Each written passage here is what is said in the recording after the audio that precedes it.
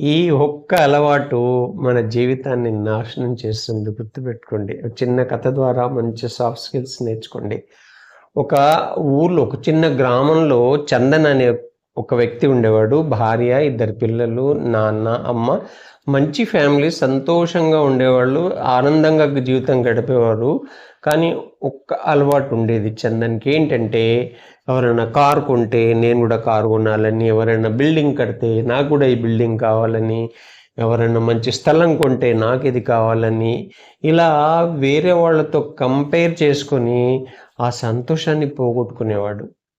ఇలా ఇలా చాలా బాధపడుతుంటే ఆ చందన్ యొక్క సతీమణి ఒకసారి ఒక ఊర్లో సాధువు వచ్చినప్పుడు ఆ సాధువుకి చెప్పుద్ది.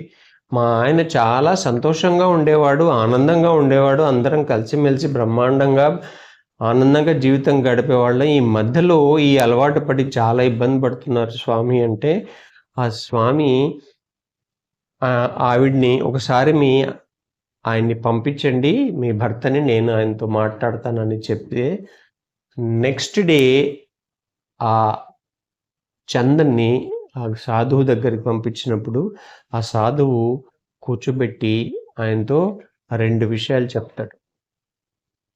నీకేం బాధ ఉంది, నీ బాధ ఏంటి అని అడిగినప్పుడు ఇలా చెప్తాడు. నాకు అశాంతిగా ఉంటుంది.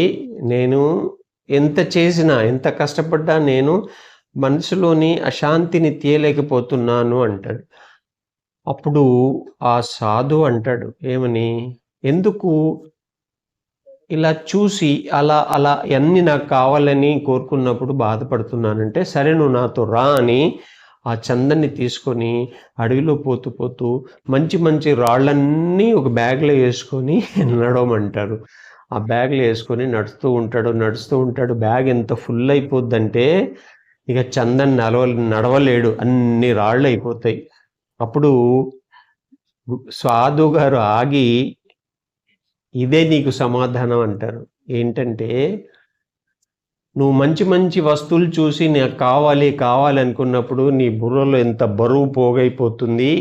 కాబట్టి మళ్ళీ వెనక్కి ఆశ్రమానికి వచ్చేటప్పుడు ఒక్కొక్క రాయి తీసేసి కిందికి వదిలేసి రా, నువ్వు ఎంత ప్రశాంతంగా ఉంటావో చూడు అని చెప్పినప్పుడు ఆ చందన్ బ్యాగులో నుంచి ఒక్కొక్క రాయి వదిలేసి మళ్ళీ సాధు ఆశ్రమానికి వచ్చినప్పుడు బ్యాగ్ ఖాళీ అయిపోద్ది, బరువు తగ్గిపోద్ది.